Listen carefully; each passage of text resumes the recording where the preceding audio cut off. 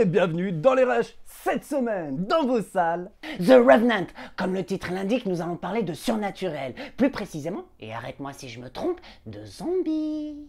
Stop. Qu'est-ce qui te fait dire ça? Le titre? Et toi, tu peux me dire ce que tu fous sous une tente? Bah, je me lance dans une carrière de trappeur. T'as raison, la fourrure, ça fait pas du tout polémique. C'est ça, être trappeur? Bah, tu pensais que c'était quoi? Bah, je me disais bien qu'il fallait attraper quelque chose, mais j'étais loin d'imaginer ça. Ah, t'as bien raison de te débarrasser de questions superflues. En plus, c'est vachement dangereux, j'entends du bruit venant de l'extérieur. Du genre, des enfants qui jouent comme dans le projet Blair Witch? Mais putain, dis pas des trucs comme ça, du coup j'espère que c'est un ours qui m'attend dehors afin de m'étriper et de faire de moi son pancho. Ça va être tendance la prochaine saison des ours vêtus de peau humaine. Et si on parlait d'autre chose? Comme quoi? Je sais pas, The Revenant par exemple. Ah oui, alors, des zombies. Non. Non, ça parle de Hugh Glass, trappeur. Ça me parle. Aucun lien avec moi. Lui, c'est un trappeur qui se fait attaquer par un ours. Ah bah oui, lui il s'est fait attaquer, alors que toi tu vas te faire attaquer. Voilà, rien à voir. Et il est laissé pour mort par ses petits camarades. Bah quoi de plus normal, un pote qui se fait bouffer. À part filmer la scène, je ne vois qu'une seule solution. Lui venir en aide. Courir, oui? Tu veux que je serve de dessert? Bah, quand je vois ta composition, je me dis que tu serviras juste de digestif.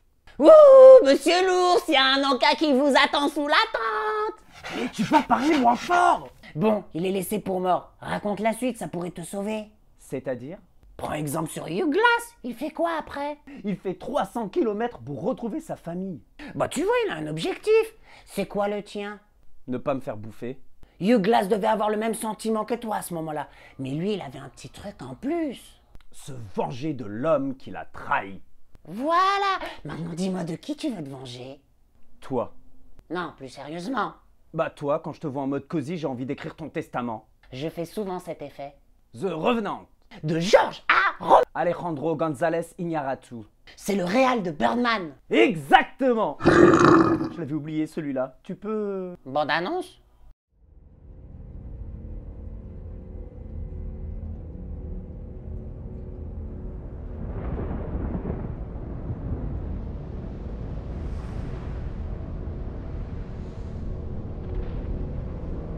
J'ai plus peur de mourir maintenant. Je l'ai déjà fait.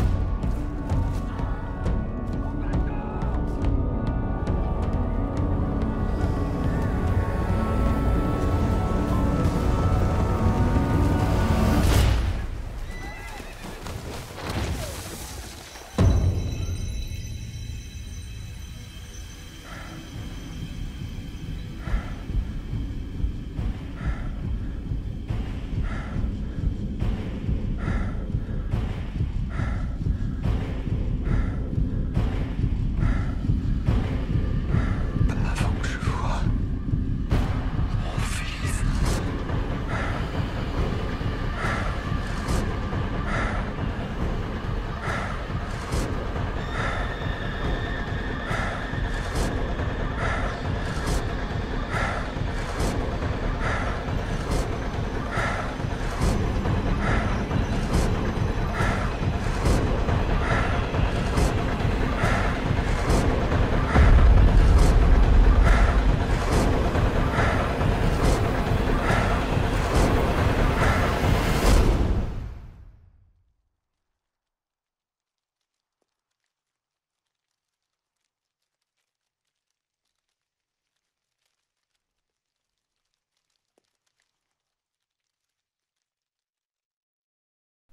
Je crois qu'il s'est barré.